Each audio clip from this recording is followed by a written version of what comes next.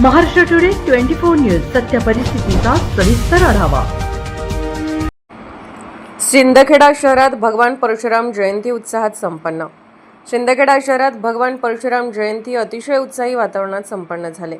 प्रसंगी अध्यक्षस्थानी शिंदखेडा ब्राह्मण सभेचे अध्यक्ष प्रदीप दीक्षित उपस्थित होते, तर प्रमुख वक्ते म्हणून सतीश मुळे, चारुशिला दीक्षित, श्रीराम बालाजी मंदिर मठाधिपती मेघश्याम बुवा यांच्यासह शिंदखेडा ब्राह्मण सभेचे उपाध्यक्ष अनिल जोशी उर्फ गजू यांची विशेष उपस्थिती होते।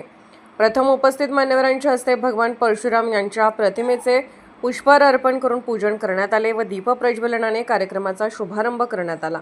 कार्यक्रमाला ब्राह्मण समाजातील स्त्री, पुरुष, सहकुटुंब, सहपरिवार होते।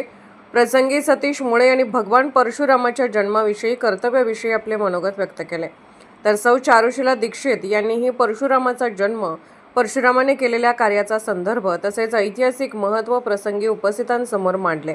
सौ मनीषा नाईक यासह जोशी यांनीही आपले मनोगत व्यक्त केले। अध्यक्षीय मनोगतात कार्यक्रमाचे अध्यक्ष प्रदीप दीक्षित म्हणाले, परशुराम हा आज्ञाधारक तसेच जरी संतापी होता तरीही काही क्षणात तो केलेल्या आज्ञेचे पालन करीत होता। परशुराम हा विष्णूचा 6वा अवतार मानला जातो।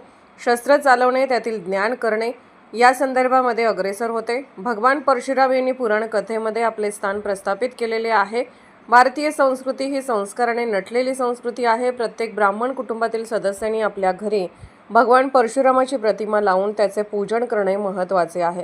कार्यक्रमाप्रसंगी श्रीराम बालाजी मंदिर संस्थानचे मठाधिपती मेघश्याम महाराज यांनी संत ज्ञानेश्वराच्या बाबतीत असलेले संस्कार, विचार समाजापुढे मांडले। समाजातील प्रत्येक कुटुंबातील मुलांनी ज्या गोष्टी आपल्याला आवश्यक आहेत त्याचे शिक्षण घेणे गरजेचे आहे, असेही भावनिक आवाहन केले। कार्यक्रमाचे सूत्रसंचालन प्राध्यापक जोशी यांनी केले, तर कार्यक्रमाचे नियोजन ब्राह्मण सभेचे सचिव विवेक नाईक, भरत थेटे, चेतन कुलकर्णी यांनी केले। भगवान परशुराम जयंतीचा कार्यक्रम अतिशय उत्साहात संपन्न झाला। याबाबत समाजातील उपस्थितांनी समाधान व्यक्त केले। शेवटी आभार प्रदर्शन व राष्ट्रगीताने कार्यक्रमाची सांगता झाली। महाराष्ट्र टुडे मराठीसाठी ब्युरो रिपोर्ट मुरलीधर माळी, शिंदखेडा, धुळे। आजच महाराष्ट्र टुडे 24 न्यूजला सबस्क्राईब करा आणि सत्य परिस्थितीचा सविस्तर आढावा पहा।